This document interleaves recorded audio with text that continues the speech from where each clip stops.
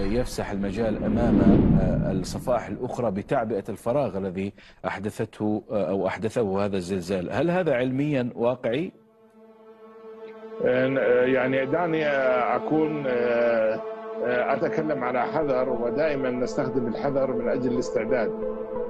نعم، الكلام علمي ومنطقي، ونحن نعرف أن جزر الكناري المقابلة للساحل المغربي من جهة الغرب كان فيها ولا زال ثوران لابالما في جزيرة لابالما من جزر الكناري الخمس هذه أو السبع.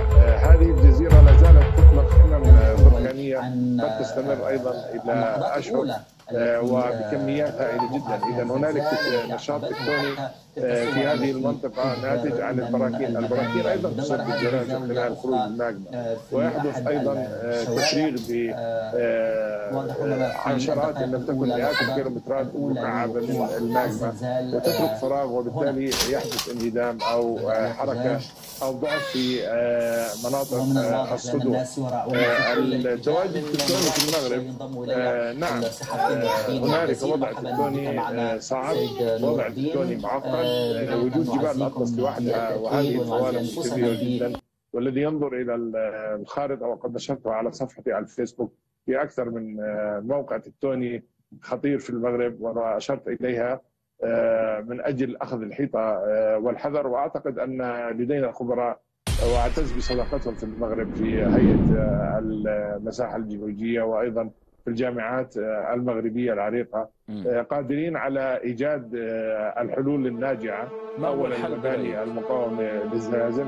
أستاذ أحمد، المباني المقاومة للزلازل، نعم، أول شيء أن تكون هنالك مركز إدارة أزمات. وكما لاحظنا أن الانهدام حدث في مناطق شعبية، ولذلك سنتوقع متراكمة، يعني فيها عشوائية بناء وفيها أيضا ضعف في مواد البناء والإنشاءات المستخدمة، وهذه ستؤدي إلى ركام كبير جدا، وكما نلاحظ حجم الركام لن ينفع معها يفسح المجال أمام الصفائح الأخرى بتعبئة الفراغ الذي أحدثته أو أحدثه هذا الزلزال. هل هذا علميا واقعي؟ الحفارات يعني دعني أكون يعني عيش أتكلم على حذر، ودائما نستخدم الحذر. هذه الخطة الطوارئ نعم أصبح كلام معروف علميا ومنطقي، ونحن نعرف أن جزر الكناري والأزمات وأيضا في مراكز الأزمات كل الجهات المسؤولة كان فيها ولا زال ثوران الأجهزة في جزيرة من جزر الكناري الخمس هذه أو السبع. هذه الجزيرة لا زالت هذه الحالات بركانية تستمر شعبي ووطني في كل دولة، وقادرين على جدا. إذا هنالك نشاط تكتوني الآن في هذه المنطقة ناتج عن البراكين. البراكين أيضا المباني القديمة تمكينها، يحدث أيضا معظمها تفريغ بدون اساسات. تلاحظ ان عشرات ان لم تكن مئات الكيلومترات على شكل مكعبات الماجما، وتترك فراغ، وبالتالي يحدث انهدام او حتى حادث سير او ضعف في هذه الصدوع. مهم جدا التواجد التكتوني في المغرب. هنالك نعم الصورة. أشكرك جدا على هذه المعلومات صعب العلمية أستاذ أحمد منابه، أستاذ الجيولوجيا في الجامعة الهاشمية. شكرا جزيلا لك، وضمن سياق هذه التغطية أيضا المستمرة معكم. إذا حتى هذه اللحظة 296 قتيلا و193 جريحا في حصيلة أولية لضحايا هذا الزلزال. وللمزيد أيضا انضم معنا من مراكش الصحفي عبد الحق مفزاني. عبد الحق، كيف ترصد لنا الواقع في مراكش بعد هذا الزلزال، خاصة وأن هناك نداءات مستمرة من السلطات للتبرع بالدم في المستشفيات في هنالك مركز إدارة أزمات. وكما لاحظنا أن الانهدام حدث في مناطق شعبية، ولذلك سنتوقع متراكمة، يعني فيها عشوائية بناء وفيها ايضا ضعف في مواد البناء والانشاءات المستخدمه، وهذه ستؤدي الى ركام كبير جدا. وكما نلاحظ حجم الركام لن ينفع معها الفأسفل الكيك الذي يستخدم الان، بحاجه الى اليات هيفي ديوتي ماشين، ماكينات ثقيله مثل الجرافات والحفارات، لان الوقت داهمنا والانسان قد لا يستطيع ان يعيش تحت الركام. هناك الكثير من المحاصرين، فهذه الخطه الطوارئ أصبحت الآن معروفة عالميا، تدرس في ضمن إدارة الكوارث والأزمات وأيضا في مراكز الأزمات. كل الجهات المسؤولة، الدفاع المدني، أجهزة الشرطة، أيضا أصدقاء الشرطة، المواطنين المدربين على مثل هذه الحالات، وهذا مطلب شعبي ووطني في كل دولة، قادرين على إيجاد مساعدات.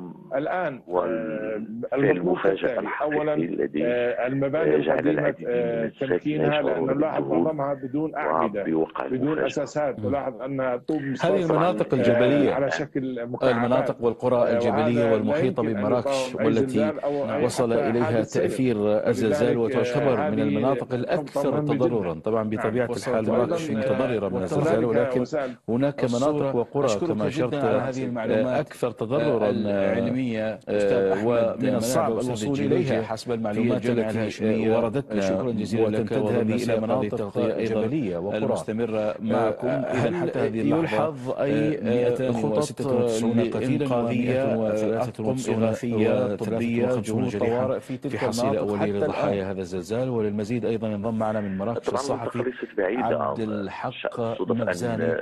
عبد الحق، كيف ترصد لنا الواقع في مراكش بعد هذا الزلزال، خاصة وأن هناك نداءات مستمرة من السلطات للتبرع بالدم في المستشفيات في مراكش الخصوص، والتي كان هناك ارتفاع في البداية الذي وصلت إليه 7 أولا كان رقم يعني الذين توفوا في كانت لافتة انتباه، خصوصا في تلك المنطقة. طبعا هي منطقة جبلية ولكن ليست بعيدة، يعني الحدود يمكن الوصول إليها.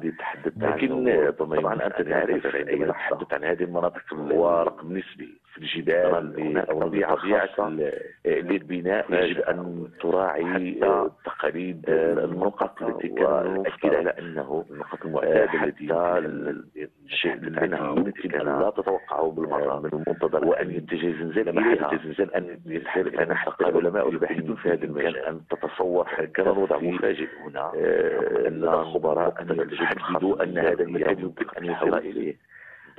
طبعا وعدد الضحايا يتجه مباشرة إلى المنطقة خارج تلك المنطقة، والأكيد ونحدث إلى عندما استشعر الجبلية كان قوي هنا، لعله كان مراكش وشعرنا به تحديدا مفاجأة من المناطق التي جعلنا هناك مناطق غير بعيدة في وقع المفاجأة. كان هناك إحساس هذه المناطق الجبلية، المناطق والقرى الجبلية والمحيطة بمراكش والتي وصل إليها تأثير الزلزال، وتعتبر من المناطق الأكثر تضررا. طبعا بطبيعة الحال مراكش متضررة من الزلزال، ولكن هناك مناطق وقرى كما أشرت أكثر تضررا، ومن الصعب الوصول إليها حسب المعلومات التي وردتنا، وتمتد هذه إلى مناطق جبلية. طيب ما هو هل يلحظ أي خطط؟ ما هي الأوضاع يعني ما هي أوضاع إغاثية طبية الناس الآن خاصة في مراكش؟ حدثنا عن مستوى الذعر، هل لا يزال قائما حتى الآن؟ حدثنا أيضا عن الواقع الصحي، عن المستشفيات.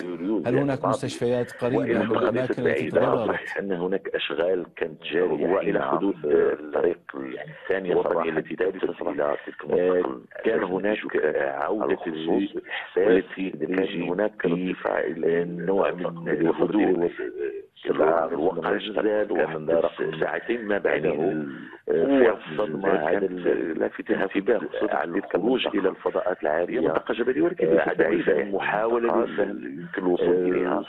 لكن طبعا أنت تعرف عندما نتحدث عن هذه المناطق العمومية في الجبال المجالات طبيعة خاصة، حتى للمعلومات يجب أن تراعي هناك أرقام عدد الضحايا والمنطقة والأكيد عدد المصابين، حتى شيء يمكن أن لا تتوقعه بالمرة. فعملها بشكل تدريجي إليها فعال إلى منطقة. لكن أن بعض الخيارات تتصور بعض الجدران هذه الخبراء والحددوا أن هذا الذي يصل إلى المدينة كمراكش. طبعا طبيعة المدن المحلية مرتفعة عن هذا التناول. العالم العربي تجد أن المحيط هناك المدينة